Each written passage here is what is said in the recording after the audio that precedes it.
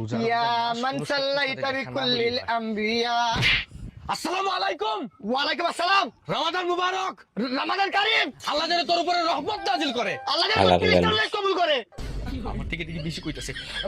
আজকে বলে বেশি করে। অগ্রিম মুবারক তো। কিছু মনে না করলে আমার বাসায় ইফতারি করবি? কেন না, অবশ্যই। আর আজকে তুই আমার সাথে তারাবি পড়বি, বুঝছস? কারণ আমি জানি তোর নেচার, তুই 8 রাকাতের বেশি তারাবি পড়স না। তুই আমার সাথে আমাদের মসজিদে নামাজ পড়, পুরো 20 রাকাতের 20 রাকাতই তারাবি পড়বি তুই আমার সাথে। তুই কি বলতে চাইছিস? জিলাপির বাচ্চা।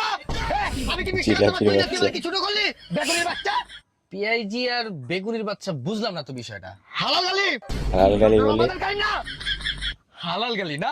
তাহলে তো আমারও কয়টা দিতে হইব। এই লেবুর তিতা রস, এই খেজুরের বিচি। এই আলুর চপ। বেশি জোরে কইলে সমস্যা। রমাদান কারীম না, রোজা হালকা হওয়ার সম্ভাবনা থাকতে পারে আর কি। Thank you. তো এই দিকটা কোথায় যাওয়া হচ্ছে? সামনে ঈদ আসতেছে তো, হুম হুম। ভাবতেছি নতুন একটা ফোন কিনবো।